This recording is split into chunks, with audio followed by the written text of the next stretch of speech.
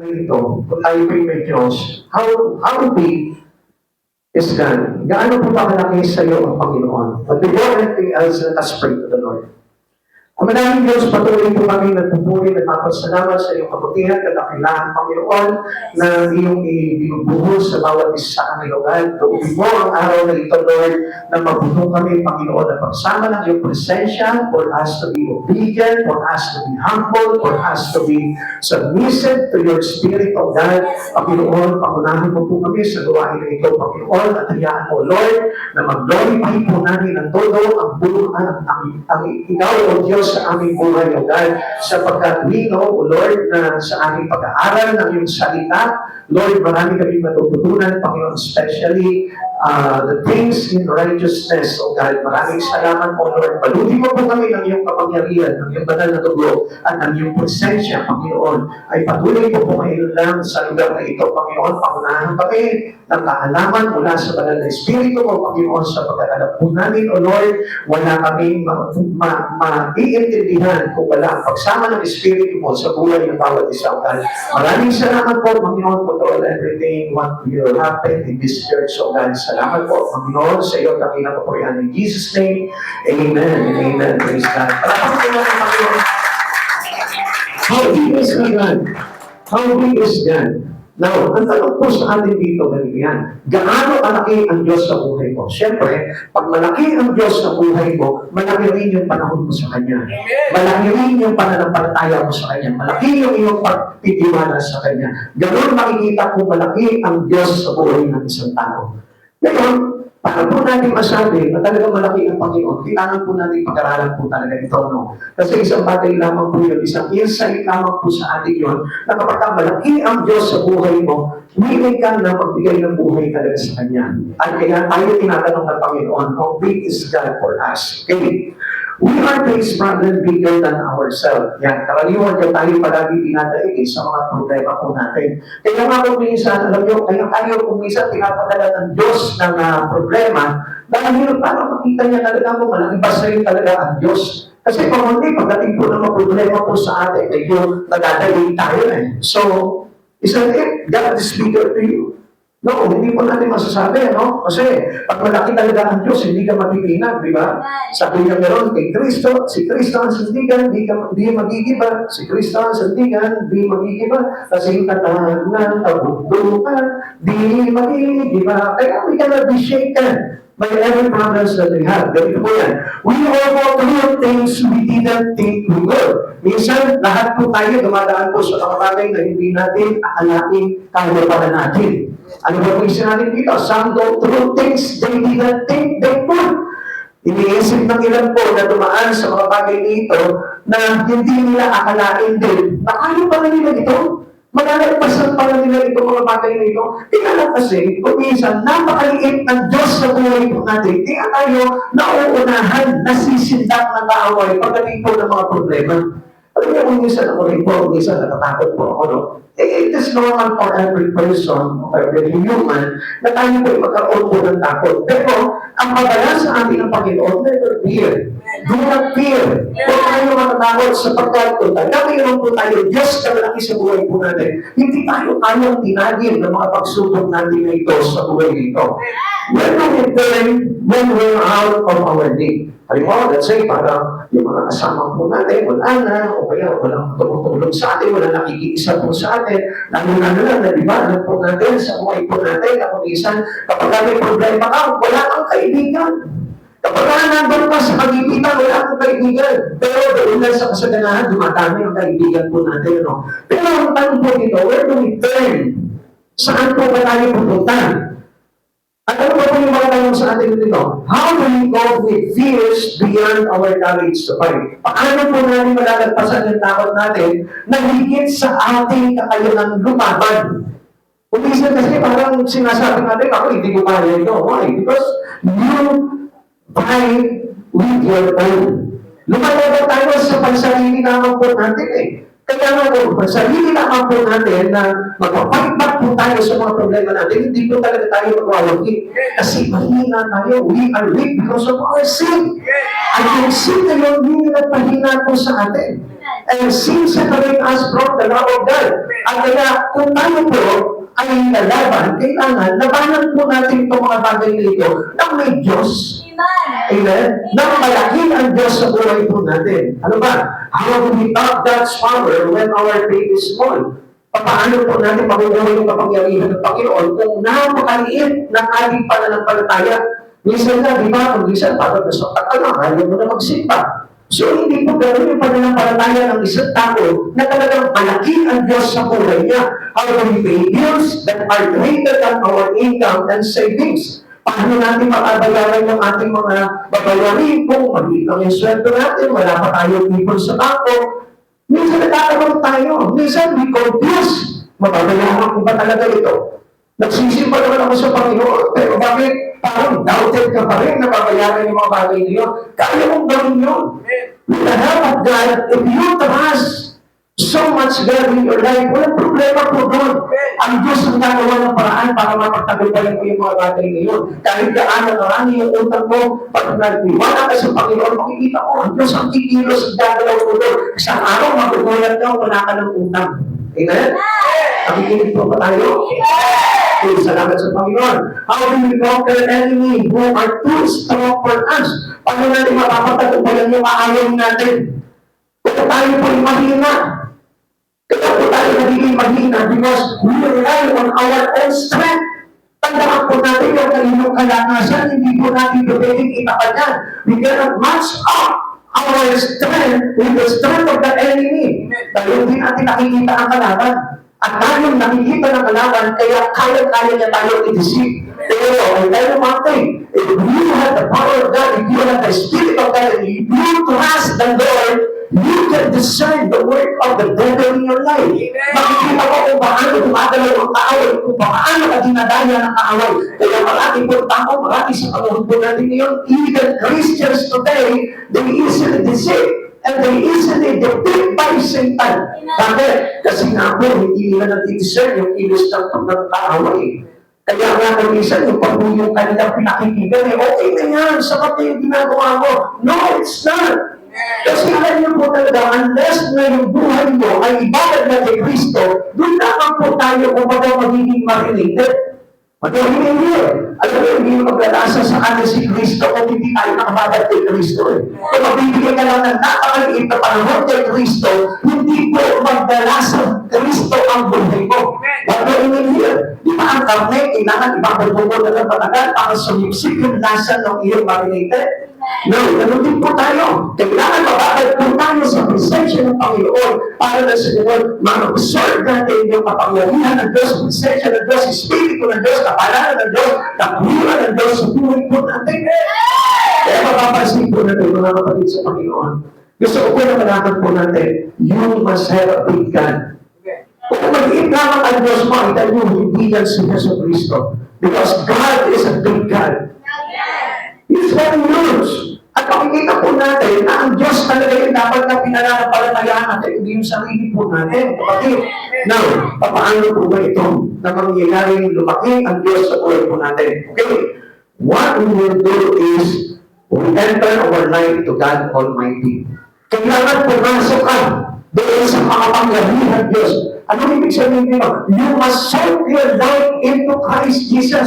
Kailangan ibabad mo sa presensya ng Diyos. Alam mo, kapatid sa Panginoon, if you are too busy in this world, hindi po talaga tayo magiging malakas at hindi tayo magkakaroon ng makapangyarihan ng Diyos sa buhay po natin dahil na we are unfocused to the Lord Almighty. Kaya makikita mo, di ba, parang, ba't ganito, nag-church ako, pero parang nangihina pa rin ako. Nag-church ako, pero parang wala nangyayari sa buhay ko because you have a small faith in Him. Kaya nagiging maliit ang Diyos sa buhay po natin. Kaya kailangan po natin, kung gusto mo talaga na mag-manifest yung kapangyarihan itong Diyos na ito sa buhay mo, you must enter to our God Almighty. Now, when we enter our life to God Almighty, bakit po ba kailangan? Unang-una, galing po yan. God is bigger than our fear. Alam naman po natin, kung minsan, na-overwhelm po tayo ng takot.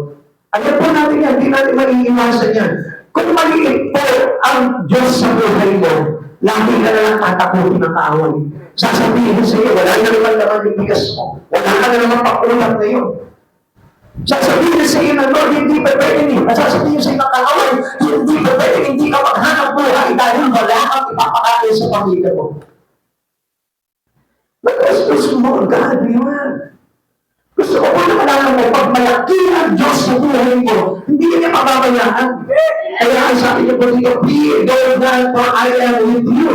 Huwag ka matakot, sasamahan kita. Now, kung malaki talaga ang Diyos sa buhay mo, makakapit mo, kasama mo palagi ang Diyos. At hindi po ito yung sinasabi po natin na kahit hindi ako nagsisimba, kasama ko palagi ang Diyos. Ibig sabihin, hindi mo kasama ang Diyos. Dahil hindi ka na nagsimba eh. Kasi kung nagsimba ka, kasama ko talaga ang Diyos. Kasi bakit? Ito Diyos na ito, tutulungan niya sa mga bagay na righteous. Ito Diyos na ito, tutulungan niya sa mga bagay na banal. Kaya, huwag po natin sasabihin. Sa puso ko naman ang Panginoon, kahit hindi ako nag-church, kahit hindi ako nag-pray, kahit hindi ako nakikipag-fellowship, how come na mangyayari yun? Kung mayroon ba talaga Diyos na pinananampalatayaan sa buhay mo? Kaya tayo lagi natatakot. Kaya tayo lagi nahahaldangan sa ating paglilingkod sa Panginoon dahil takot tayo sa ibang bagay kaysa matakot tayo na mawalan ng Diyos sa buhay natin. Minsan hindi tayo natatakot na okay lang kahit hindi ko mapag-church, okay lang kahit hindi ko mapaglingkod ng Panginoon. Wala tayong takot doon, pero minsan natatakot tayo. Mahirap walang pera. Mahirap walang trabaho. Mahirap kung walang pinag-aralan. Pero I tell you the truth, maligtakot meron po tayo. And supposed to be, yun ang dapat natin katakutan if we are getting too busy on the things which is not related to the righteousness of God. Kapag hindi ito nakapukol doon sa kabanalan ng Panginoon, sa katwiran ng Panginoon, yun ang dapat natin katakutan. Kasi yun yung omo na umaagaw sa tao, sa Panginoon, kung bakit nagkakaroon tayo ng tinatawag ng little faith. Maliit na pananampalataya.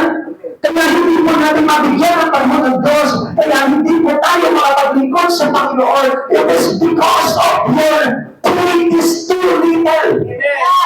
Obviously, alam mo mga kapatid sa Panginoon, pag malaki ang iyong pananampalataya, yan yung magtutulak sa iyo para bumaba ka sa iyo. Para mapalapit ang buhay mo sa Panginoon. Let us say that you have a big God, kung wala kang ginagawa sa Panginoon, mahalaga yun sapagkat after receiving God, ang sabi po natin kanina, doon sa binasa po natin about baptism, ang sabi po dito, pagkatapos niya mabautismohan agad siyang umahon, at may isang tiling mula sa langit na nagsasabi, ito ang anak ko, kinalulog ng lubos. Ang gumawa sa kanya yung bilang, yung Holy Spirit sa kanyang kalapati. Ang nagsabi, di ba? Ito ang kinalulog ng anak. Kapatid sa Panginoon, ang ibig sabihin yan, truly that your faith is genuinely na talagang mayroon ang Diyos na makapangyarihan sa buhay mo. Yeah, Holy Spirit. Kaya nga, it is impossible for a person to please that your faith. Kaya kapatid sa Panginoon, pero nga, kung tayo matakot, makahit na alisan ka ng negosyo, alisan ka ng trabaho, alisin ka sa pag-aaral mo, alisin lahat sa iyo, huwag ka matakot. Ang sabi ng Lord, ako'y isa sa inyo, hindi ka dapat matakot kanina. Eh sana ko understand, ako isa sa inyo, huwag ka matakot, ako ang inyong Diyos, hindi ka dapat magpapalalakas kita at tutulungan iingatan at ililigtas. And the great promise of God to those who have been God. Pag meron ka makapangyarihan ng Diyos, pag meron ka pananampalatayang malaki sa Panginoon, ano sabi niya? The promise of God to you, palalakasin kita, tutulungan, iingatan at ililigtas. You can never be defeated again by Satan. You will never be defeated again by your enemy. Kaya nga, you are defeated God. Fear not. Amen. Isa na natakot tayo, baka mawala ako ng trabaho, baka mawala ang ganito ko, baka iwanan ako ng pamilya ko. No way!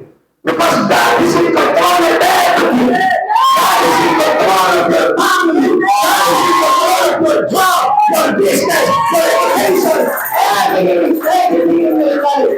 Kaya lang dapat ka matakot din na kahit na iwanan mo yung trabaho mo, araw ng pagsamba, I tell you, hindi mawawala sa iyong Panginoon mo si Kristo sa buhay mo.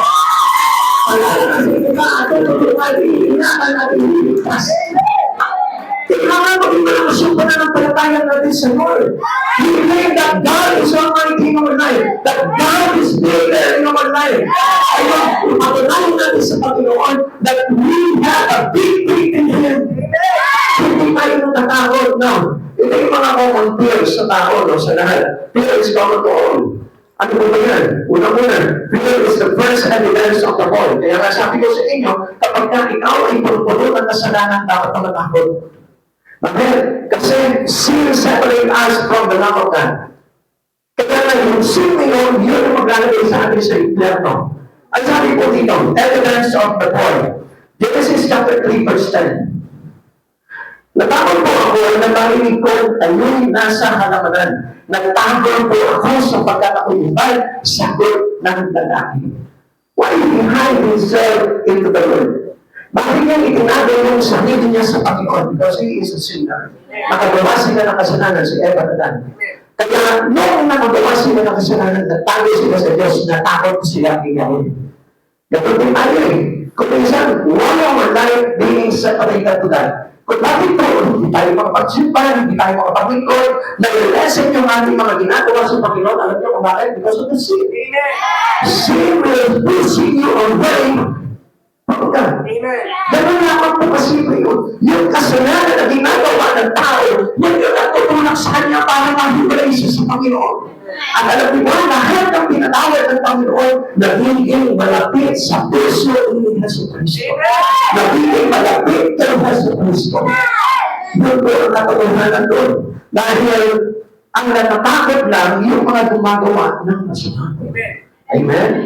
Pero kung wala ka namang ginagawang masama, hindi ka gumagawa ng kasalanan, hindi ka gumagawa ng mga unrighteous thing or unwanted thing, or you have an unwanted spirit in your body, hindi ka dapat matakot dahil mayroong Diyos na lagi mo katuloy, kasama, at lagi kang ililigtas kailanman. God was here before fear came on the scene. Nandito na ang Diyos eh. Bago palighain tayo lahat. Bakit palighain ang mga problema? Nandito na ang Diyos. Alam ng Diyos yan. Amen. Genesis chapter 1 verse 1. Nagpasimula ay nilikha ng Diyos ang langit at lupa. He is the Creator. Amen. So, if He is the Creator of everything in the world, meaning He has control. Amen. Meron siya kung baga parang kaya niyang i-manipulate ang buong sanlibutan. Kaya niyang pasunulin. Kaya niyang i-commanda lahat. Pero alam niyo, because of sin, kaya hindi niya na makontrol ang tao. At alam niyo mga kapatid sa Panginoon, pag nilalayo mo ang buhay mo sa Panginoon, lumalayo ka sa Kanya, iniiwan mo ang Diyos sa buhay mo, yung sin ang mag-take over palagi sa iyo. At yung takot, hindi mawawala sa iyo.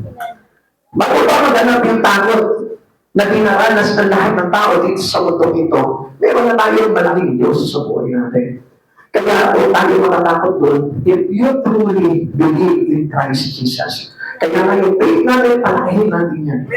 At alam niyo, paano lalaki yung faith na yan? Kapag tayo po ay laging nakikinig ng salita ng Diyos at nagsasabuhay nito. Amen? Faith comes through hearing and hearing the words of God.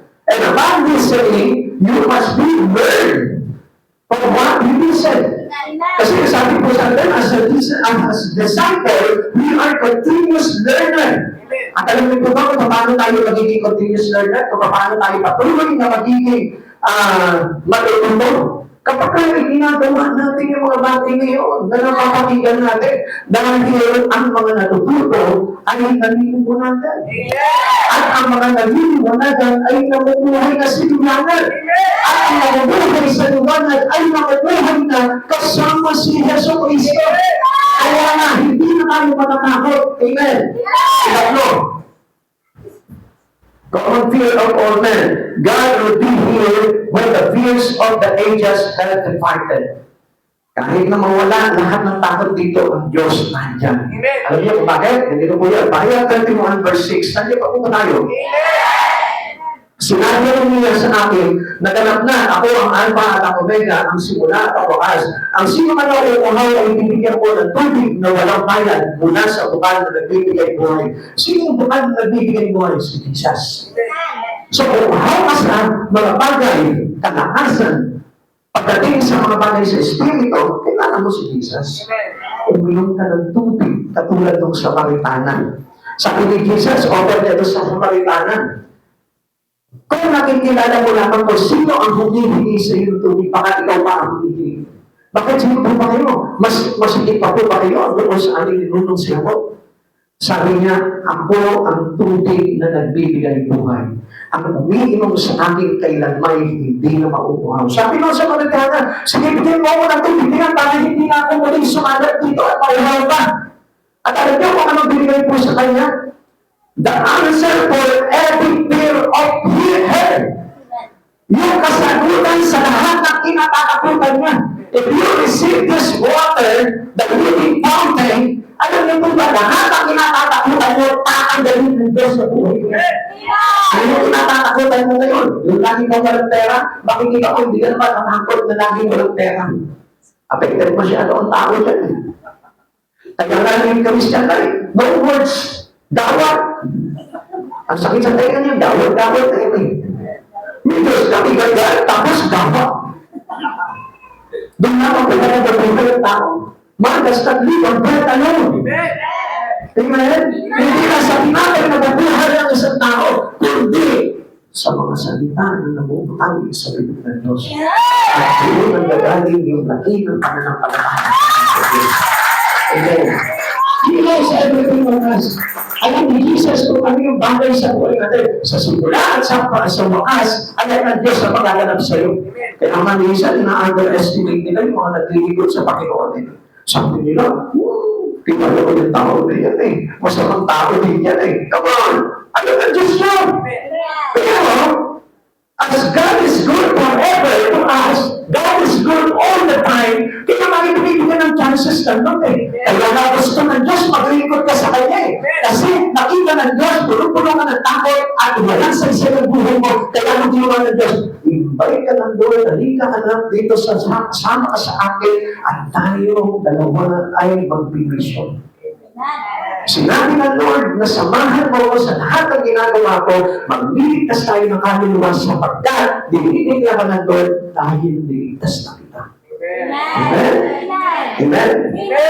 Siguro yung iba, ano pa yun? Ngayon lang nila naiintindihan, ano? Kaya nga hindi tayo kailangan sumeparate sa Lord eh. Kasi magtating over talaga sa atin yung takot. At yung takot na yun ang magiging cause ng maraming kasalanan sa buhay natin. Amen. God guarantees He is greater than all our fears. Higit siya sa lahat ng minakatakutan ng tao. Sabi niya, for I am with thee. Ako isa sa inyo. Consider all the fear nuts in the Bible. Isa alam-alam po natin yung mga sinabi po na huwag tayo matakot. Remember people of faith who offered their fears, Moses, Joshua, David, and etc. Kasama ka na dyan sa etc. na yan. Sabihin mo sa katabi mo, ikaw yung etc. dyan. So, ito mo, pangalan mo pala, etc. Di ba? Gusto mo, paliawag ka? etc. Wag lang. Sounds like, di ba? etc. O kaya naman, Terra. Di ba? Magagandang pangalan sa atin kasi kasama tayo dyan sa etc. na yan. Dito sa mga tao dito na dapat maalala na-overcome nila yung kanilang takot. Si Moises, natakot siya nung pinadala siya sa Paraon. Pero ano nangyari? He has a victory over Pharaoh. Amen? Si David, natakot siya dahil sa kanyang mga ginawang kasalanan. Pero he overcome his fear when he stayed his life into Yahweh. Amen? Si Joshua natakot. Doon nga si Joshua, sabi nga sa Joshua, chapter 1, ang sabi dito, magpakatakapang nga. Tibayan mo ang iyong loob. Amen? Kasi naman po ito si Joshua eh. He is coward because he is fear. Takot siya eh. Di ba kapag tayo po eh, doon, natatakot tayo? Amen? Pero hindi ko matakot sa pagkikipag-away ha. Di ba? Pataman po natin sa Espiritu. Amen. So, itong mga etc. na daw, tayo nga ako yun. Dahil sa kabila ng maraming pinagdaanan mo na problema sa buhay, hindi mo ba nalampasan? Ang tanongin mo ngayon, hindi nyo ba nalampasan ang mga problema nyo? Di ba yung dating mga nangingi ng utang sa iyo, nagsawa na? Hindi na kayo sa iyo, at ipinaulayan na kayo sa Diyos. Sabi kasi, pinulayan ng Diyos, kita mga tao nito. Ako na ba yan? Ako na magbabayad ng mga utang yan. Amen? Amen ba siya sa Marian? Kaya tayo matatakot. Utang lang ng utang. Ayun mo, may mga utang ano. Yan, tawag. Hello? Huwag tayo matatakot. Tayo si etc. Kaya huwag kayo matatakot. We have God always in our life. Amen? Sino sa oras dito natatakot? Sino sa oras dito natatakot? I tell you, pagka malaki ang Diyos mo, tanggalin mo na yung takot mo. Dahil darating na yung kasagutan ng Diyos sa buhay mo. Ito pa yung malaking kinatatakutan ng lahat. The resurrection of Christ declared, He has overcome our greatest fear. Ano yung greatest fear na yun? Yung kamatayan. Lahat tayo takot yan. Pero gusto ko malaman po ninyo kapag ikaw mayroong malaking pananampalataya sa Panginoon, never fear. Bakit? Kasi sabi niya, sino ang sumasampalataya kahit mamatay ay muling bubuhayin. Pero His resurrection, nagkaroon po tayo ng pag-asa na bubuhayin muli kung tayo po ay wagas na nananampalataya sa Kanya. Kaya nga, yung maliit na pananampalataya natin, kailangan palakihin po natin yan.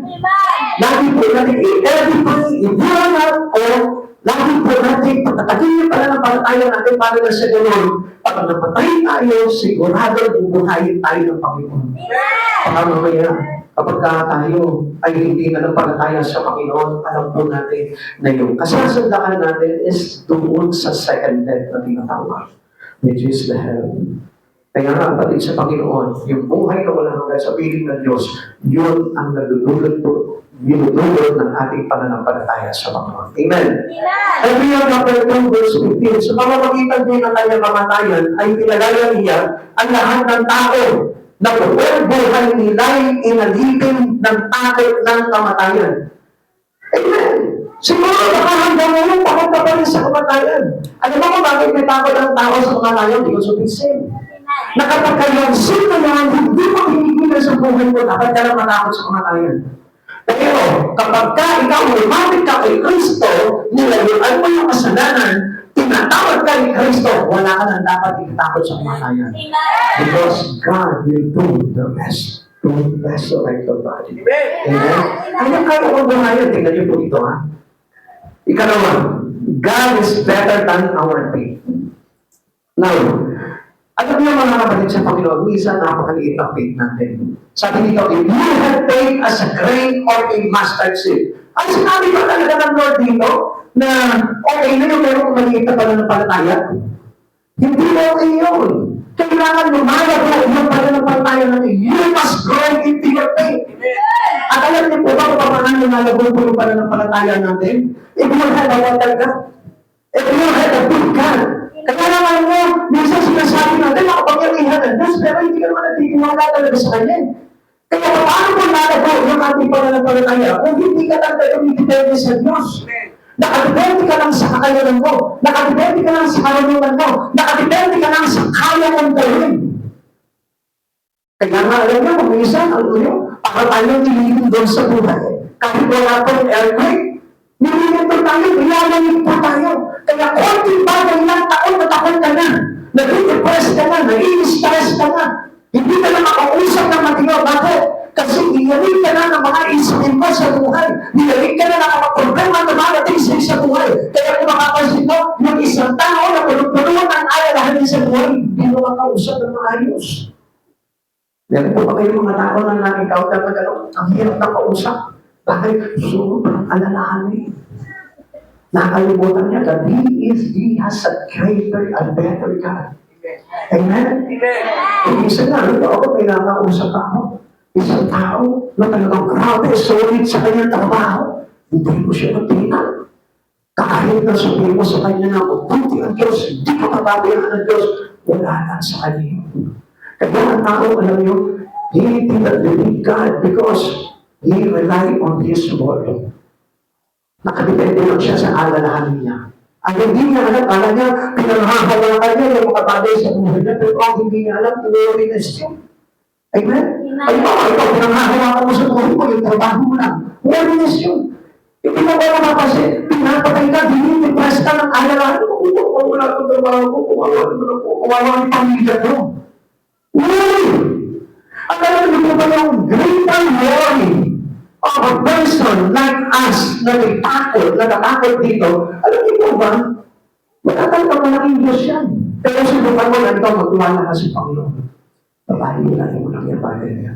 Pero kung wala na ako ng trabaho, meron na akong Diyos. Mas mahirap na wala na ako ng Diyos, pero may trabaho ko. Mas mahirap na maging mayaman ka, pero wala ng Diyos. Amen? Di ba yun ang walang kayamanan, basta may Diyos ka. Kasi alam nyo, pag may Diyos ka, worthless. Walang pagkaan, wala pong kabalisan. Amen? Pero, tignan nyo, kapag lagi kang balisa, lagi ka nag-aalala, ibig sabihin yan, hindi ka pala ng palataya mo. Ayan na, inabot na. Yan naman ang pangalan po doon eh. Kaya tayo nag-aalala, kaya tayo nagtatakot dahil sa pag-aalala sa mga bagay-bagay sa buhay natin. But God is better than our faith. Pag tayo may pananampalataya sa Panginoon, sabi niya dito, kahit gabutin man lamang ng mustasa. Pero hindi niya sinabi, ganun na lamang dapat ang iyong faith. Amen? Amen! Matthew chapter 17 verse 20, sumunod siya dahil sa maliit ang inyong pananampalataya, tandaan ninyo kung kayo'y may pananampalataya sa Diyos na sintakin ang buto ng mustasa, maaari ninyo sabihin sa bundok na ito, lumipat ka roon at ito'y lilipat na. Tunay na walang bagay na hindi ninyo magagawa. Ano ba ito sinasabi dito? Bundok mapapalipat mo sa agad. Come on, hindi yun. Ang tinutulong na bundok po dito is the mountain of your problems. Pwede mo sabihin ngayon sa oras na ito, ikaw, bundok ng problema, lumipat ka sa katabi ko. Patalamin mo na sa unaga. Huwag mo lumipat ka sa katabi mo. Ako delikado kayo, sister na yun. Sabihin ko kay Sister Mary Ann, sabihin mo, Sister Mary Ann, yung pain na lang, nagbato mo sa akin. Amen? Pag sabi mo nga doon sa katabi mo, yung pain na lang, ang ibato mo sa akin. Yung pain na lang, sabi mo, promise me, huwag yung pagbuho. Huwag yung pagbuho sa problema mo. Amen? Trusting God. Ito ba yung sinasabi dito na kapag ka ikaw mayroon ka man lang dabutin ng mustasang pananampalataya sa ating Panginoon, pwede mo sabihin sa bundok, lumipat ka doon. Lumipat mo yun. Pwede mo utusan yung problema mo, lumayas ka na sa akin. I hate you, brother. Amen? Amen!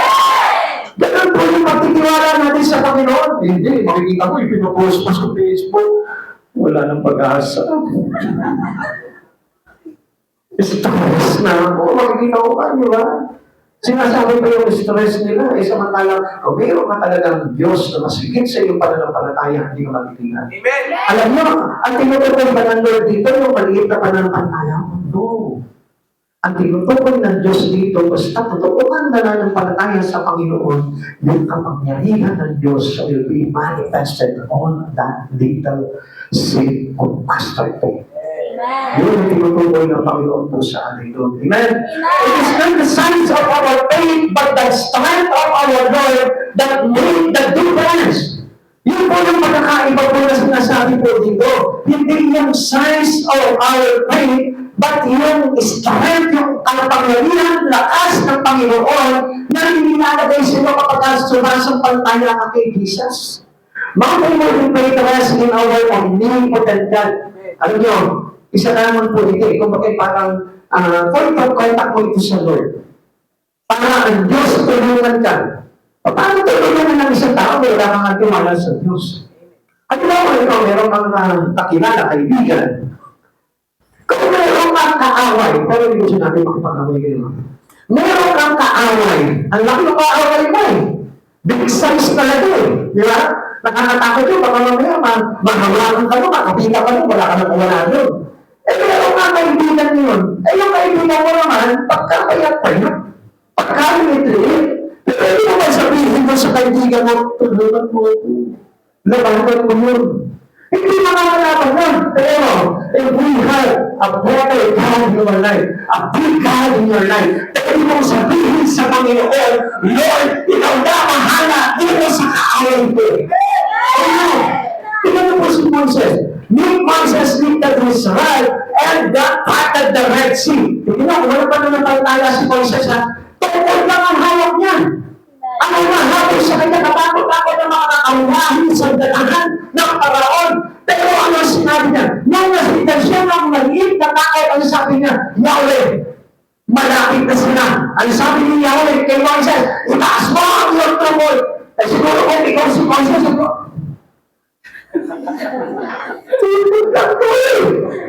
spear, shield, chariot, sa dalahan ng mga humahapos niyo, siya tungkol. Lord naman! Are you broken? Sabihin mo sa Panginoon, pero dahil sa pananampalataya kay si Moses, wala siyang pinangahawakan, only that rod. Anong ginawa niya? Sinunod niya si Yahweh. Because he is obedient and trusting God, tinaas niya, tinulog niya sa dagat, yung kanyang tukol. Ano nangyari? Umihim ang malakas na hangin at lumaki ang dagat na nakakasusunod. Amen? Amen? Ikaw, anong hawak ko ngayon? Kung meron kang totoong pananampalataya sa Diyos, sapat na yung hawak-hawak mo para mag-ibsan yung mga problema mo. Amen. Pag sinabi ng Diyos na maglingkod ka sa kanya, maglingkod ka, ibig sabihin, hahatiin ng Diyos lahat ng mga problema mo. Pag sinabi ng Diyos, magsimpa ka, may gagawin hibala sa buhay mo ang Diyos. Amen. Kaya yung mga nakaranas noon sa Alaminos, ng mga testimony po nila na naranasan nila sa Lord, faith po nila yan eh. Nakita ng Diyos yung faith nila, nag-desire ito.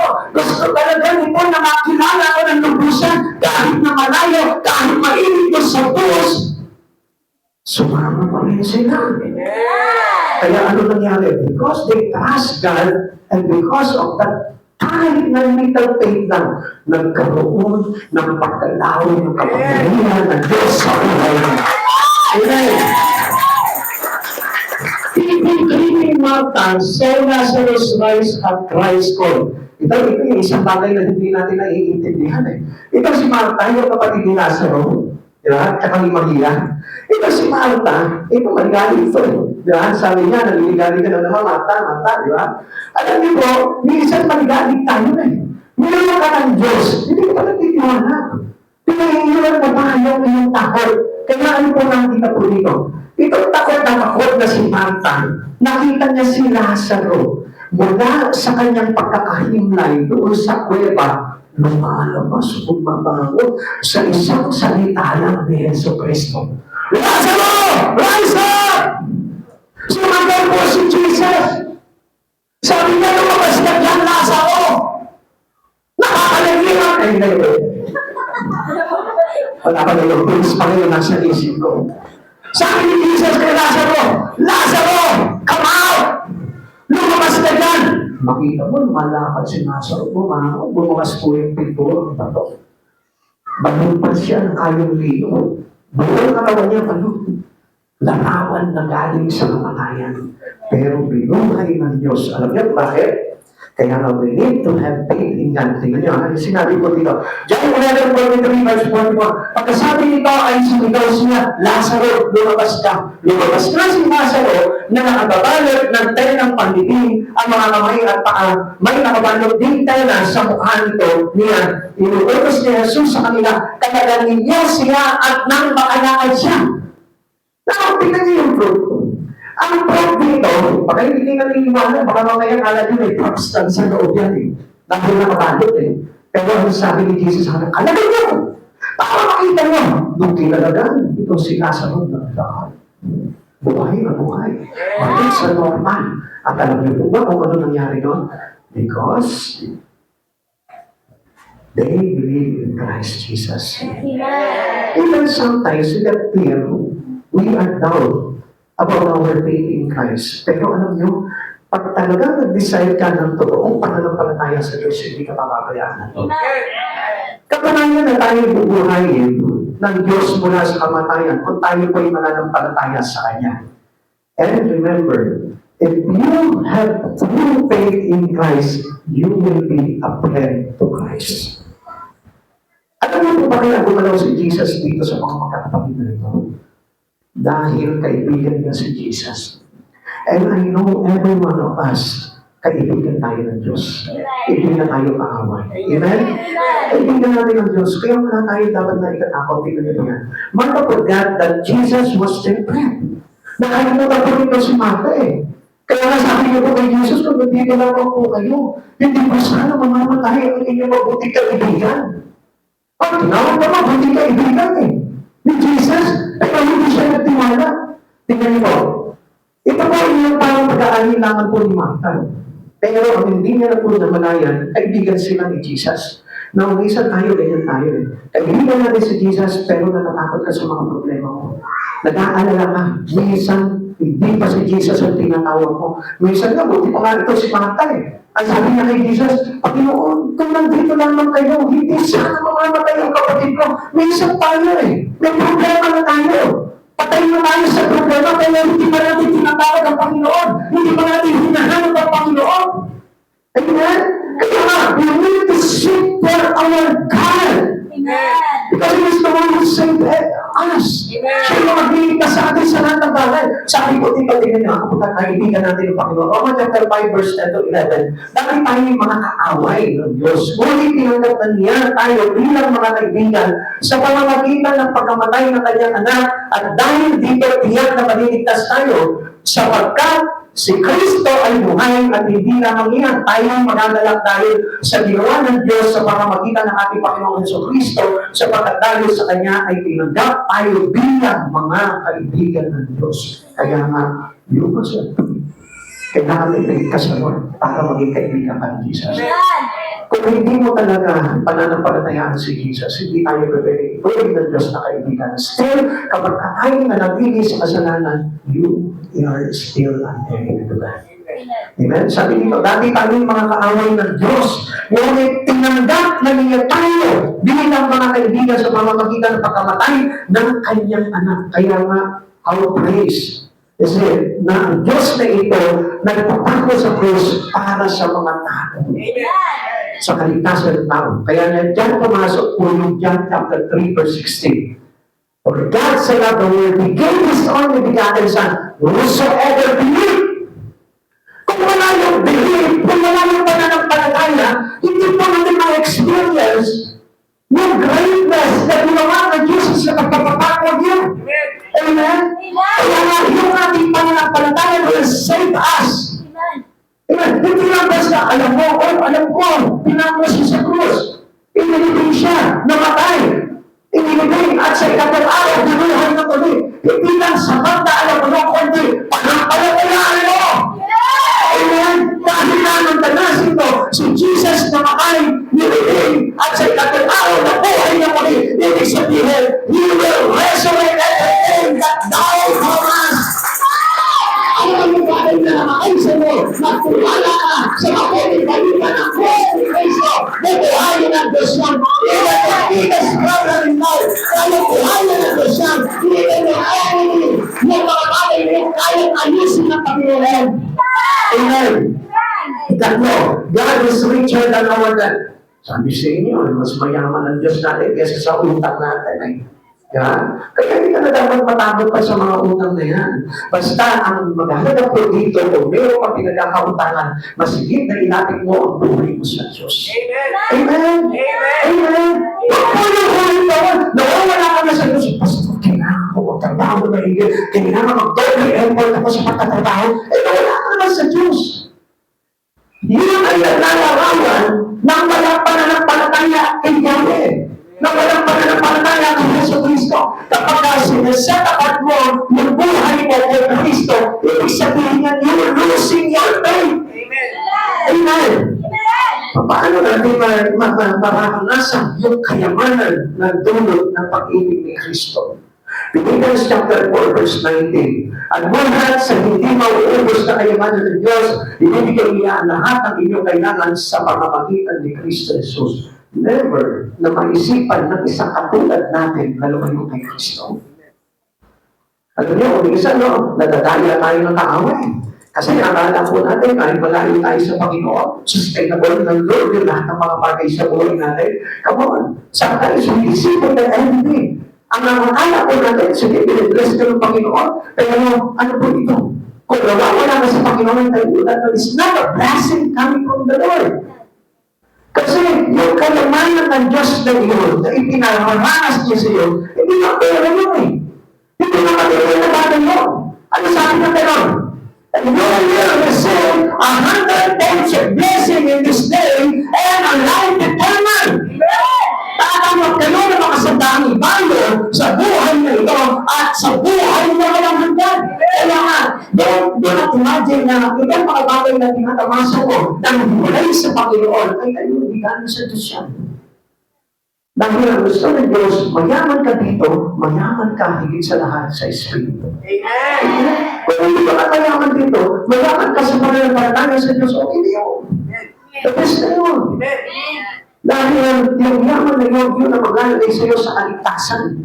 Kaya yung yaman dito sa mundo ito, hindi ka kaya na hiligtas niya. Kaya huwag mo panghahawakan yan. Do not believe on your own strength. Trust in the Lord with all your heart. Kung pagtulaan mo na trabaho mo ngayon, pagpasalamat mo sa Panginoon, salamat sa trabaho na ito, and to be grateful to you, Lord, papakita ko naman sa iyo, Lord, na hindi ako mawawala sa iyo. Papakita ko naman sa iyo, Lord, na mas marami ako na gagawin to glorify your mighty name dahil nakabuti mo sa akin.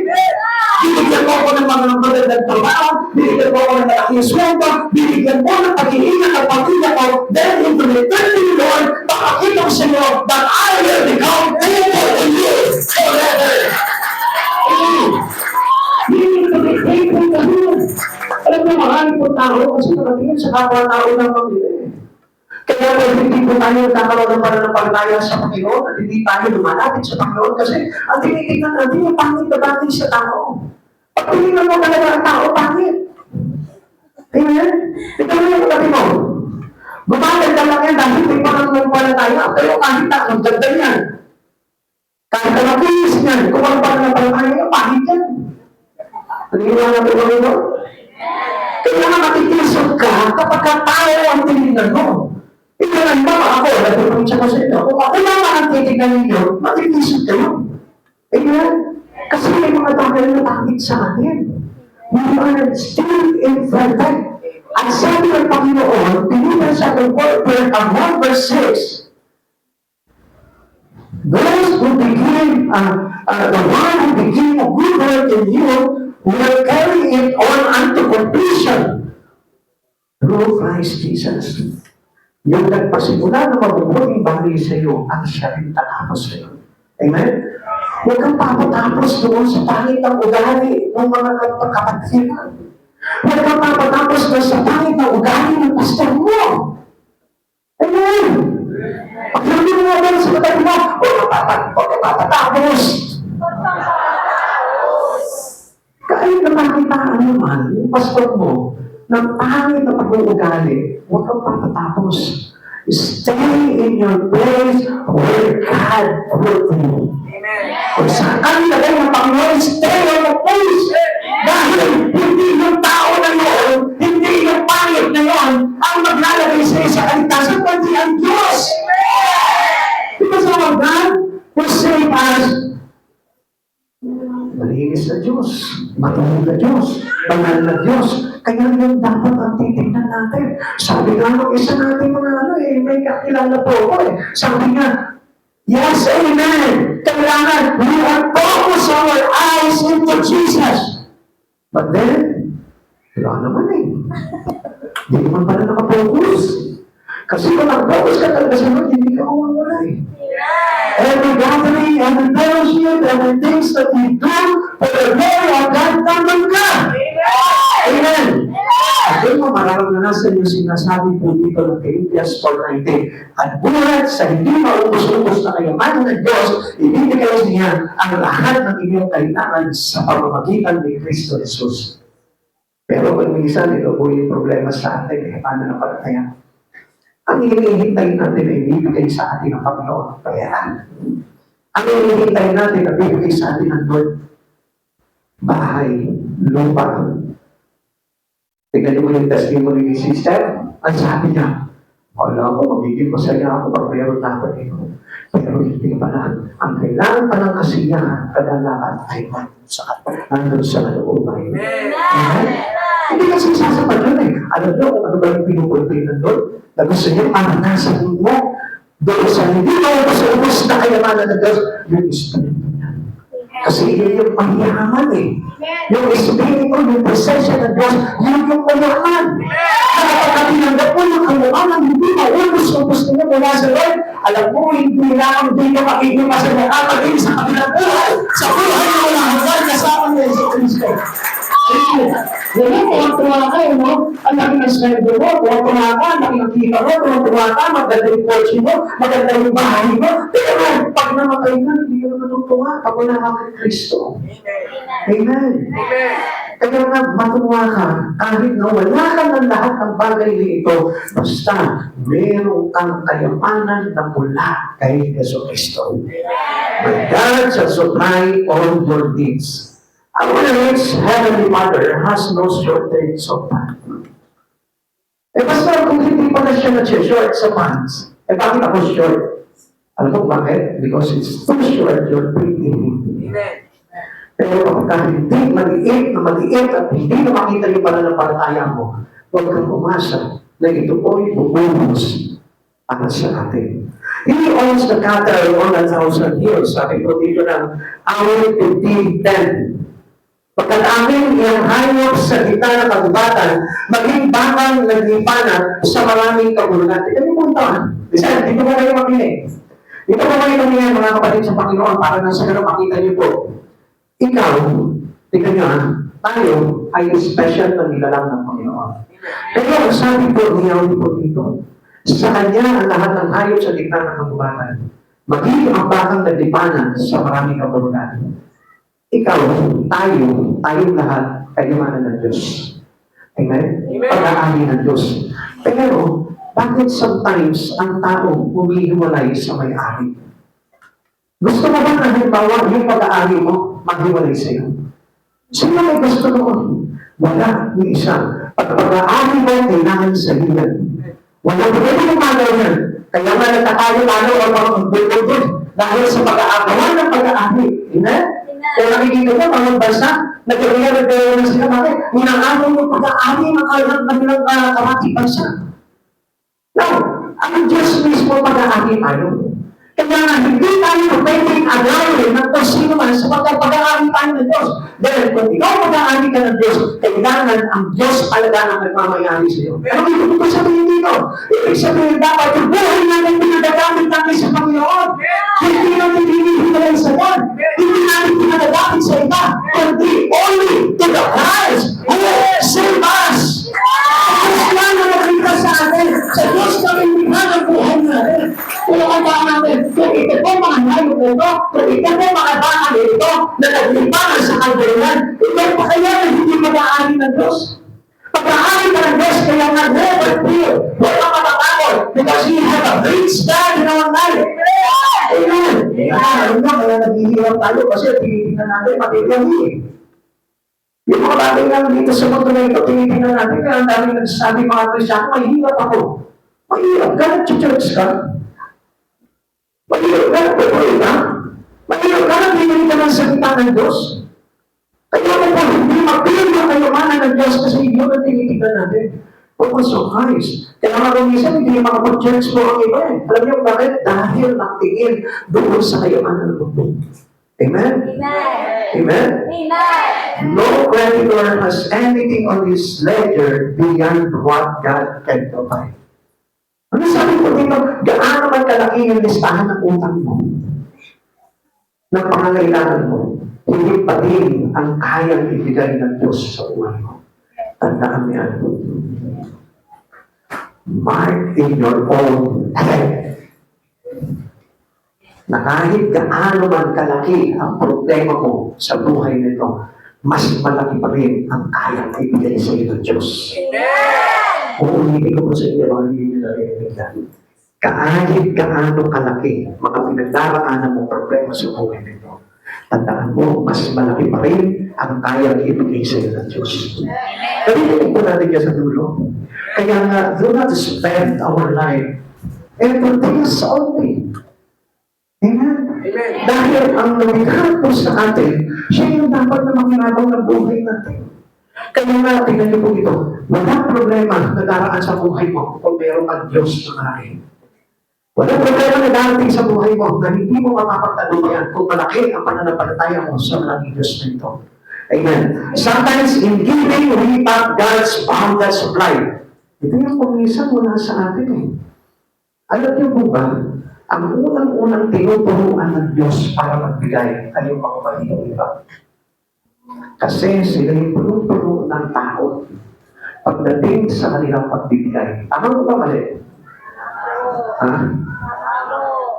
Ha? Narinig nyo lang yung giving, eh, no? Medyo parang nalimitahan na tayo na sagot, ano? Tama mo ba mali?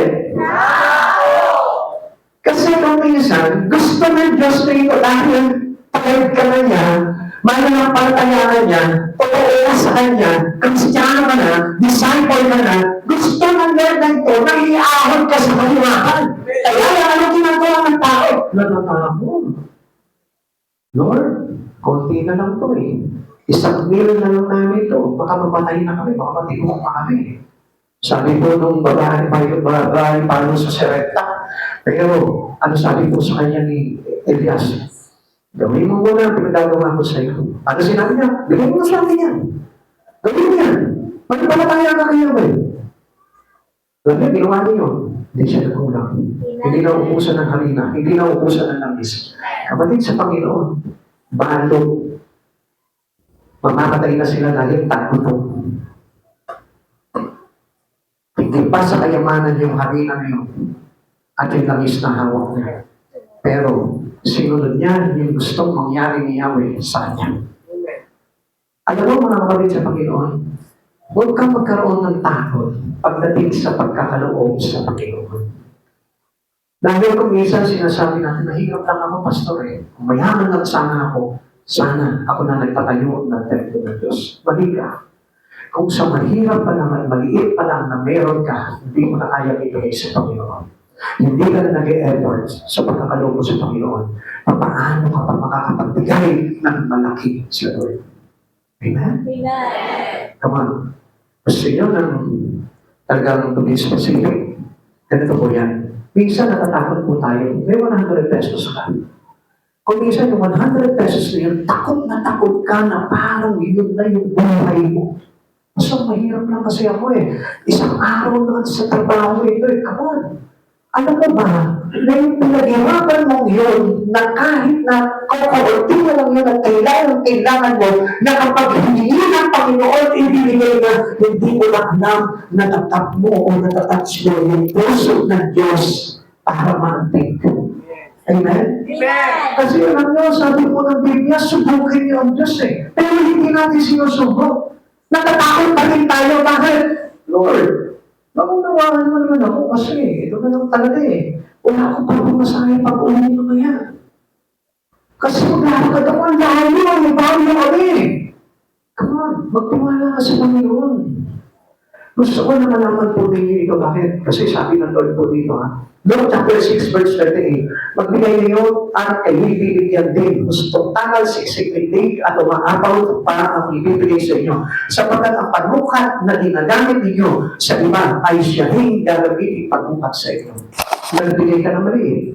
Ang sabi po ng Korinto, ang naghahasik ng kakunti, aani ng kakunti, at ang naghahasik ng marami ay aani ng marami. Minsan, tinitipid natin ang tumahin ng Panginoon. Minsan, tinitipid natin ang mission ng Lord. Pero ang hindi mo alam, yan ang sukatan ng iyong pagbibigay at pagpapalang dadali sa buhay mo. Kaya marami pong Kristiyano, hirap sa buhay. Takot na takot sa buhay. Nai-stress kapag walang kita, walang trabaho. Alam mo kung bakit? Kasi hindi nga gumagalaw. Yun, my God shall supply sa buhay mo. Alam mo kapatid sa Panginoon, if you can ask that, kung meron kang faith sa Lord, kahit na maubusan ka, kahit para sa inyo na, ibigay mo pa, pinagkaloob mo pa, para sa kalbalatian ng Panginoon, ang tayo, hindi maayag ang Diyos na ito na hindi lumalaw sa buhay mo at ang malalim ng todo-todo ang buhay mo. Amen. Sa magkakapalit na ginamit nila sa iba, ay siya rin gagawin paluhat sa inyo. What is the measurement that he used? Kapag malaki yung iyong pagbibigay, walang rin yung iyong aanalihin. Alam ko na magre-react dito ng mga dahil kung hindi mo alam yung prinsipyo ng Diyos sa pagbibigay, the principles of God in giving, hindi mo talaga mauunawaan ito. Pag sinabi mo na this is a money matter church, I tell you, hindi mo maiintindihan ang gusto ng Diyos na mangyari sa buhay mo. Kaya hindi pinagpapala ang buhay natin dahil until now, yung sukatan ng ating pagbibigay ay masyado napakaliit. Amen. Amen. Sometimes in giving, we thank God's boundless supply. Sa pagbibigay natin, alam niyo po, nandiyan natin nakatapik yung pagkakaloob ng buhos ng pagpapala sa buhay ng mga mananampalataya. And last, ika-apat, God is stronger than our enemy. Tandaan po natin, ang Diyos ay mas malakas kaysa sa ating mga kaaway. So I shall be saved from my enemies. Sabi po ni David, basahin po natin. Awit 18 verse 3, Kaya ako tumatawag sa aking mga kaaway, ako'y ililigtas, karapat-dapat purihin si Yahweh. Yung purihin si Yahweh. Kung gusto mo maligtas ka sa kamay ng mga kaaway mo, kung gusto mo maligtas ka sa kamay ng impyerno, sa kamay ni Satanas, lagi ka pang puri sa Panginoon. Tawagin mo palagi ang pangalan ng Lord. Huwag kang iliban pagdating sa pagtawag at pagpapuri mo sa Panginoon dahil tayo mag-isasalba para yung kaluluwa natin hindi mapunta sa impyerno. Alam niyo yung kahalagahan po ng pag-church. Kahalagahan na lagi tayo nag-worship. Kahalagahan na lagi tayo nag-pupuri sa Panginoon. Ang halaga sa buhay po natin yan ay kaligtasan. Kaya nga lang hindi po nila alam eh. Na mahalaga yung fellowship, mahalaga yung gagawin, mahalaga yung pagtitipon, dahil yun ang nagiging pasihan kung ikaw ay ligtas na at hindi. Amen. Kasi ang gusto talaga ng narito natin na tumatawag sa pangalan niya. Tingnan nga po natin. How did the psalmist plan to find safety from his enemy? Paano niya po ba nakita na siya'y magiging ligtas sa kamay po ng kanyang mga kaaway? He said he will find safety by calling on the Lord. By calling upon the name of the Lord, who will be saved from your enemies. Kaya na diba, sabi po sa ating na Roman, sabi ng Roman chapter 10 verse 13, ano po sabi po dito? For everyone who calls on the name of the Lord will be saved. Sa lahat ng pagkakataon na pagkatumatawag ka sa pangalan ng Panginoon, you will be saved. Makakasiguro ka ng kaligtasan mo kung sa bawat pagkayari ng buhay mo, ang Diyos ang tinatawag mo, hindi yung sarili mo lang kakayanan. Hindi tayo kung parang magod sa Panginoon because separation from God is dangerous. Yung ihiwalay mo ang buhay mo sa Panginoon, delikado. Dahil all moment, pwede ka na hanapin na senta, bababang ka sa impyerno. Kaya nga kapatid sa Panginoon, matakot ka kapag nakahilala yung buhay mo sa Panginoon. Kaya nga, gusto talaga ng Panginoon, dahil tumatawag ka sa pangalan ng Panginoon, nag-pray ka araw-araw, nag-devotion ka, nag-fellowship ka, nag-gagawin ka, nag-share ka ng words of God, para hindi ka mahatak ni Satan doon sa impyerno. Amen. Doon sa mga kapatid mo, Panginoon, will be saved. Pag tumawag tayo sa pangalan ng Panginoon, ang Diyos mismo ang maglalagay sa atin doon sa kanyang tinatawag na ligtas na lugar. Hindi ka mapapakailaman ng kaaway dito. Kahit nandito ka sa punta dito, tuksuhin ka man ang tuksuhin ni Satan, hindi na niya mahahatak papunta sa impyerno. Why? Because God is the one who will save you from the hands of the enemy. Amen.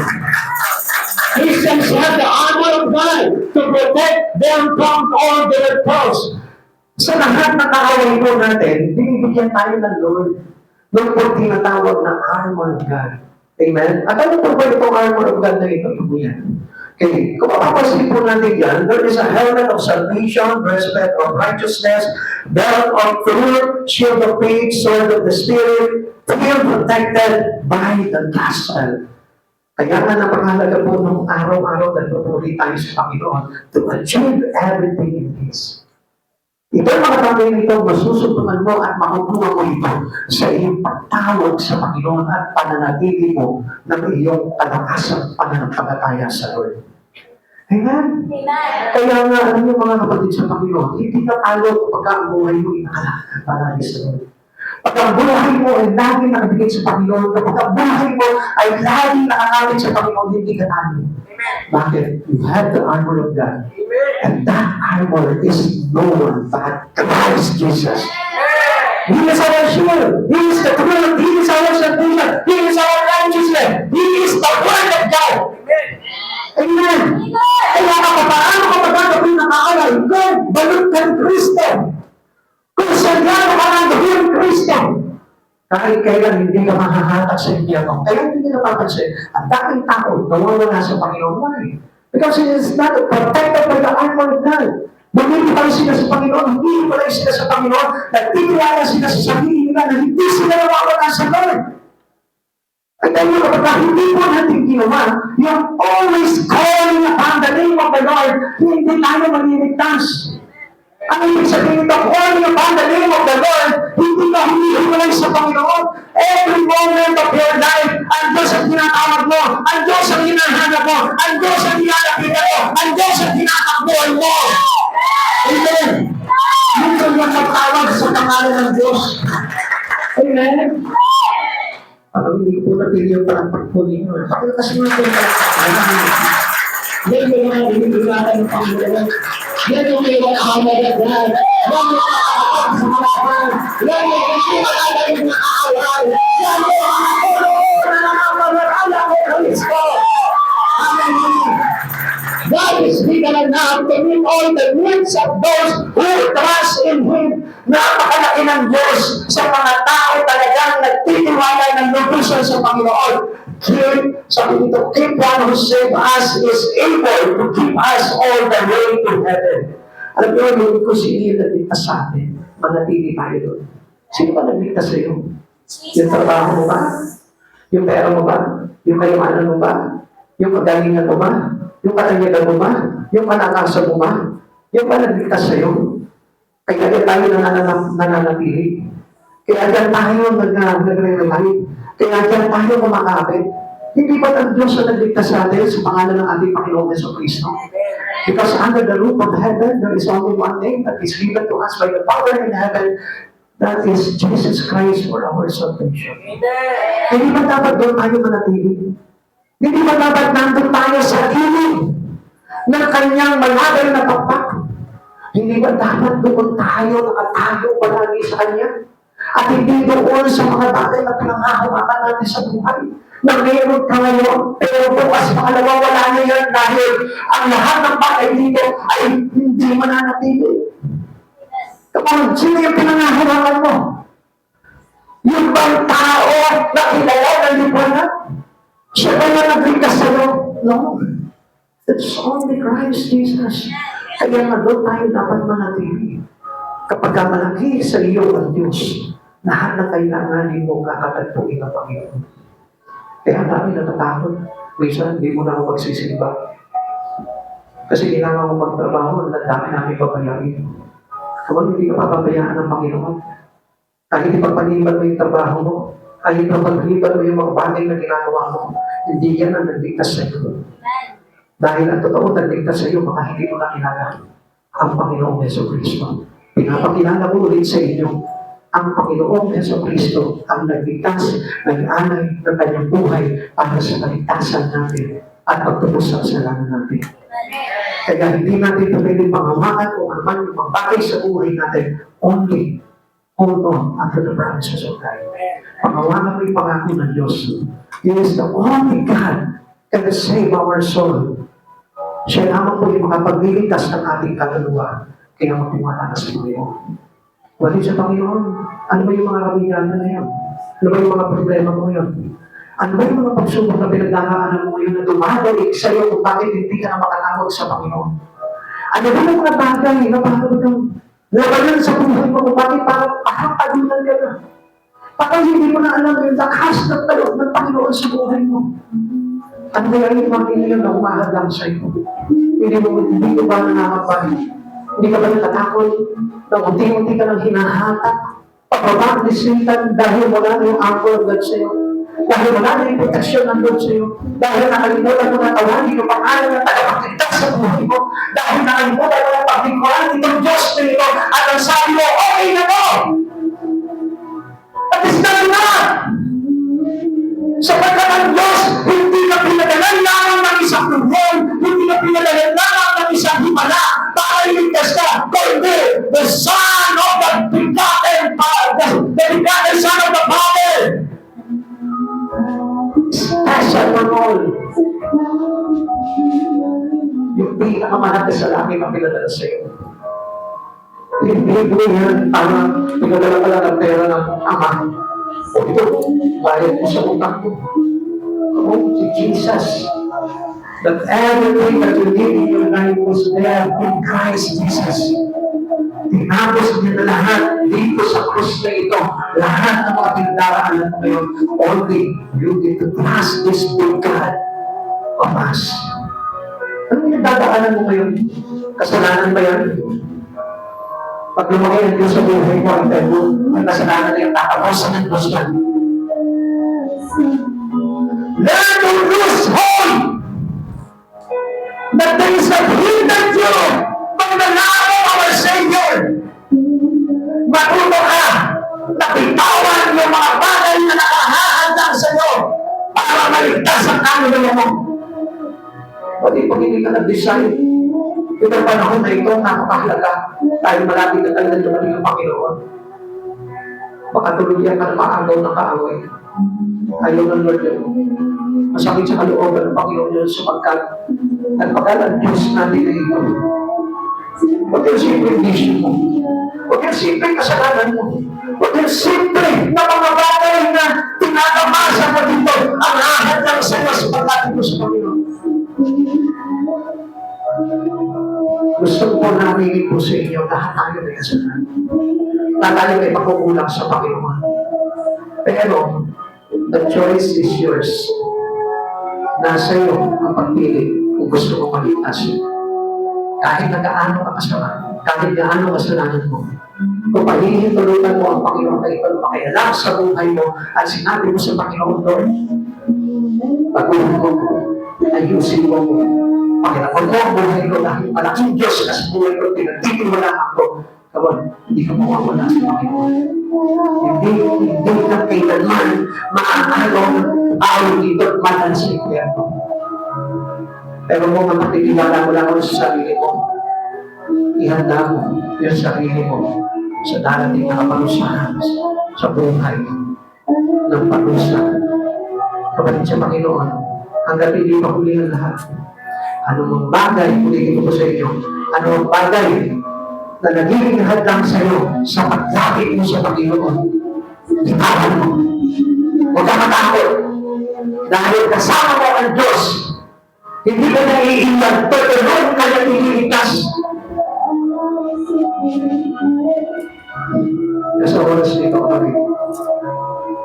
Isipin mo, ano yung bagay ang mahadang sa iyo para malapit at pagkuloy mo sa Panginoon? Try mo na kumapit ka sa Panginoon. Kabibitin, kahirapan ba yan? Kabibitin sa Diyos, kahirapan lang yan. Mas malaki ang Diyos natin yan. Kasalanan ba yan? Kabibitin mo sa Panginoon, mas malaki. Yung forgiveness ng Lord. Lahat tayo, mayroong mga pagsubok na pinagdadaanan. Pero isang bagay naman dapat gawin. Huwag kang bitaw sa Panginoon. Dahil yung pagbitaw sa Panginoon ay pagtanggap ng pagtatalo. We are not a loser. We are a champion. Pinanganak ka pa ng champion ka na. Kaya natin pinili ka pa ng Panginoon, double champion ka na. Nakaglingkod ka sa Panginoon, triple champion ka na. Hanggang dinaig mo pa si Manny Pacquiao. In division, champion ka. Higit pa yun dahil tangan mo sa puso mo yung Diyos ang mananagumpay magpakailan. Kaya kapatid sa Panginoon, do not lose hope, Jesus. Pero ang Diyos ay for faith in Christ. Ang Diyos ang hawakan mo. Huwag yung mga bagay na hamahan lang sa'yo. Kapatid, sandali na lang ang buhay sa mundo. Hindi na kailangan na yumaman pa tayo. Kung hindi ka naniniwala dito, or survey, ang lahat ng totoo na nananampalataya sa Panginoon, they are waiting patiently for the day event that will happen soon. And then it is the rapture. Paano ka mapapasama sa rapture kung hindi mo inaalaw ang makikialam ng Diyos sa buhay mo? Kung napakaliit mo ng Diyos na ito na hindi makalalaw halos. Alam niyo kung malaki ang Diyos sa buhay mo talaga? Hindi ka mapipigilan yan. Hindi ka kaya pigilan ng Diyos na makagalaw sa buhay mo. Pag sinabi ng Diyos, tignan ka sa ganito, wala kang magagawa. Kapag nakakal ng Diyos sa mga bagay na ito, wala kang magagawa, hindi ka makakarating. Kung malaki ang Diyos sa buhay mo. Hindi ka manghihinayon sa panahon at araw na ibigay mo sa Kanya. Hindi ka manghihinayon sa mga bagay na ginagawa mo para sa katapilan ng Diyos dahil malaki ang Diyos na ito at malaki ang pangako binigay niya para sa atin na sumasampalataya sa Kanya. At sa oras na ito, kapatid sa Panginoon, naanyaya ko pa ito kayo. Isipin mo kung ano yung bagay na umahan lang sa'yo. Kung meron kang totoong malaking Diyos sa buhay mo, hindi ka makahanap na Kanya. Listen to the testimony from other believers. At yung mga testimony ng mga other believers of Christ sa ngayon para makilala ka ng todo ang Diyos na ito.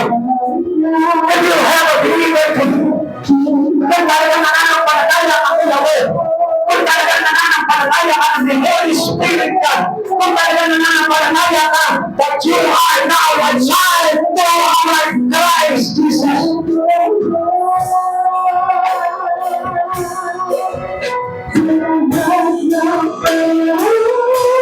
Diyos ka sa akin, Lord. Diyos ka sa akin, Lord. Diyos ka sa akin, Lord. Hindi ko kami iniwan Panginoon sa kalagayan na kung saan bagsak ang aming espiritu sa iyo. Hindi ko kami kailanman pinabayaan. Hindi kami naladama. Itinawagan mo kami, Panginoon. Itinakayo mo kami, Lord. Tinakalina mo kami, Lord. Iniingalan mo kami. Itinawagan mo ko sa amin ng pag-ibig mo malaki. Panginoon, kasalanan na natin ang buhay. Kung bakit hindi natin pamantamal. Yung bagay na napakagaling ginagawa mo sa amin, Lord. Bless tayo kapatid sa Panginoon. Alam mo, sa oras po ito, alam mo yung pagkukulang mo sa Panginoon. Because every one of us, we are guilty. Nagigilty tayo kapag may mga bagay na pagkukulang tayo sa Panginoon. It is the normal feelings of a person who trusts in God. Yung mag-guilty ka, pero dapat this guiltiness is convicting you. Maging conviction mo para itulak ka muli pabalik sa Panginoon. There's no other chance anymore. Pag pinakawalan mo pa ang pagkakataon na ito, alam natin maigli na lamang ang panahon. Kung sasayangin mo pa itong pagkakataon na ito, kung hindi ka pa makikinig sa gusto mangyari ng Lord sa buhay mo, maaaring mawala na yung pag-asa na dapat sana nandun tayo sa piling ng ating Diyos sa kanyang kaharian. Pagmasayangin yun, kapatid sa Panginoon. Because God is more than enough. Sabat na siya, huwag ka nang maghahal ng maritan. Sapat na mayroon kang Yeso Cristo sa buhay mo. Yun yung pinangawakan ni Moises. As I told you, isang tukod lamang pinangawakan niya sa buhay niya. Hindi ang yaman ng Paraon ang pinangawakan ni Moises. kundi yung tungkol na nagsisilbing walang iba, kundi si Yesu Kristo na tungkol ng lahat ng mga sumasampalataya sa Kanya.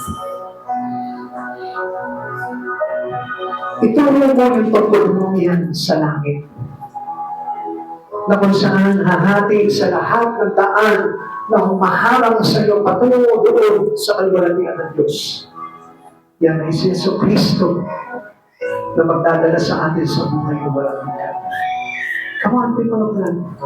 Try to imagine that this rod is in your hand.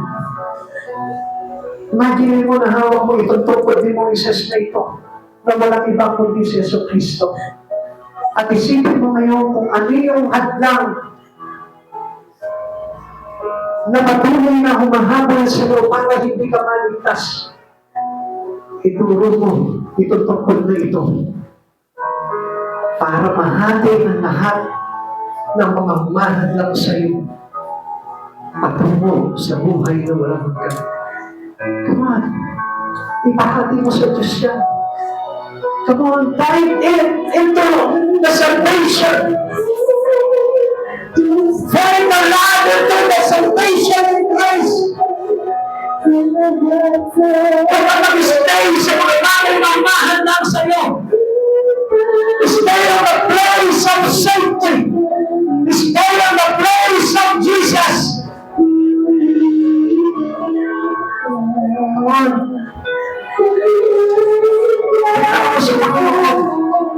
Hindi sapat na ikaw ay lamang ng church na ito. Hindi sapat na ikaw ay nakikinig lamang. Kundi ang kasapatan ay dapat na maging hari sa iyo si Yesu Kristo na lagi mong sinusunod sa buhay mo.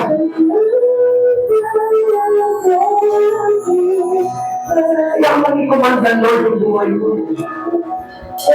Hindi tayo ang hari na magdidikta kung ano ang gusto natin.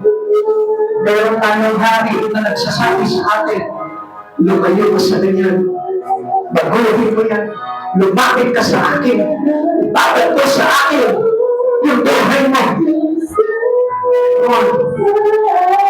Come on, people of God. Let the glorious Son of the living God be found in your heart. Let the light of Jesus Christ shine upon your life. Liwanagin ng Diyos yung iyong isipan. Releasing ng Diyos ang ating mga puso. Para mabuksan yung daanan patungo sa kaligtasan.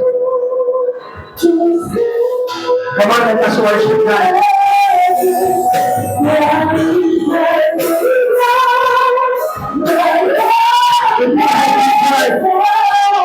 If you like be God, move it to us, Jesus.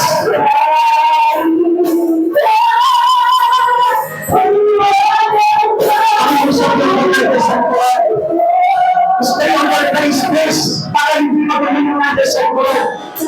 They want them to feel the worship again. Come on, go to this mountain.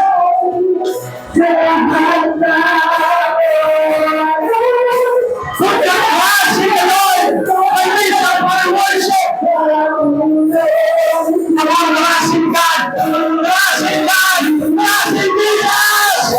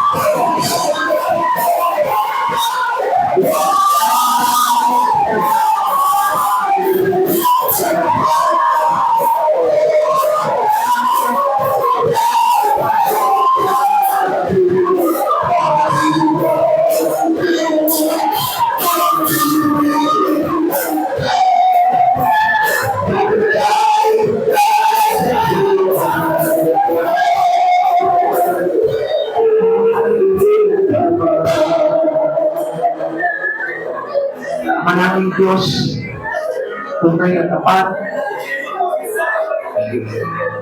ang pag-ibig mo, Panginoon, sa iyong lahat ng mga hinila. Salamat, Panginoon Jesus, dahil pinihandog mo sa amin ang tunay at tapat mong pag-ibig, Lord. Turuan mo po kami, Panginoon, ng ganyang pag-ibig ka. Turuan mo po kami, Panginoon, na sumampalataya sa iyo. Turuan mo kami, Panginoon, na makita ka namin, Panginoon, bilang malaking Diyos sa buhay na ito, Lord. At sa oras nito, Panginoon, patid namin, Panginoon, na maraming tao ngayon na nanunumbalik sa iyo, God. And we pray it, O Lord, dahil yung presensya mo, Panginoon, ibinuhos mo sa bawat sumasampalataya sa iyo, God, upang paalalahanan kami, O God, na malapit na oras, malapit na ang iyong pagbabalik, at handa mo na kami, Panginoon, na ibalik sa iyong kaharian, O God. Panginoon, maraming salamat po, Lord. Panginoon, kung hindi pa po sapat ang lahat ng mga bagay, Panginoon, sa buhay namin, Lord, turuan mo po kami, Panginoon, na magkaroon ng pagsisikap, Panginoon, sa mga bagay na ito, God, upang na sa ganun, Lord, pagdating ng panahon na makaharap mo kami, Panginoon, Lord, wala kami kapintasan na ihaharap mo sa Ama, Panginoon Jesus. Panginoon, maraming salamat po, Lord. Salamat, Panginoon, sa mga taong pinag-iwanan mo ang isipan. Hinipo mo ang kanilang puso at hinipo mo, Panginoon, ang kanilang espiritu, Lord, upang makita nila, Panginoon, ang kagandahan ng iyong kalooban na patuloy na umaabot sa amin upang kami, Panginoon, ay magkaroon ng pag-asa sa buhay ng walang hanggan. Panginoon, maraming salamat po, Lord. Salamat sa dakilang salita mo at sa Espiritu ng kaunawaan na dulot ng banal na Espiritu, God. Maraming salamat po sa buhay nito, Lord. Kaya mo, Panginoon, na ikaw yung Diyos na patuloy namin kasama araw-araw, Lord. At kaya mo lumaki pa, Panginoon, at nakago ang aming pananampalataya sa iyo, God. Upang sa ganon, malaki kang Diyos para sa bawat isa sa amin, O God. At hindi kami manangan, Panginoon, sa sarili po namin kakayanan, O God. Kundi, we trust you, Lord, with all our heart. Panginoon, maraming salamat po, God. Salamat po, Panginoon, at hinihiling ko po sa iyo dakilang pangalan. Samahan niyo po kami, Panginoon, sa aming pag-uwi, sa aming mga tahanan. Maluwalhati kami makarating sa lahat ng aming pagtutunguhan, Panginoon, at makabalik kami, Panginoon, ng maluwalhati ligtas sa iyong pagsama sa amin, Panginoon Jesus. Maraming salamat po, Lord. Balutin mo po kami ng iyong banal na dugo, Panginoon, at tulungan mo po kami, Panginoon, na sa aming pagkakaloob sa iyo, Lord. Lord, mabuksan namin ang dulo ng langit, Panginoon, at Diyos sa pasanan ng pagpapala, hindi lamang ng mga material na bagay, Panginoon, kundi pagpapalang eternal, O God. Maraming salamat po, O God. Touch the heart of every one of us, O Lord. Today, we set the victory upon victory in our life, O God. Ngayon, dinipiglaran namin, Panginoon, na nagtagumpay kami sa laban na ito, God. Maraming salamat po, Panginoon Jesus. Salamat po sa butihan mo, O God. Lord, guide us, O God, in all our ways. Ikaw yung Diyos na magbibig sa amin. Salamat, Panginoong Jesus. Bless mo po ang church dito, Lord. At patuloy ka magpaakyat ng maraming kaluluwa na ililigtas mo, Panginoon, at mapapasama sa iyong pagliligtas magpakailanman. Salamat po, Panginoon. Muli po sa iyo po namin ibinabalik ang lahat. Patuloy pasalamat sa dakilang pangalan mo po lamang in Jesus' name. Amen. God bless you.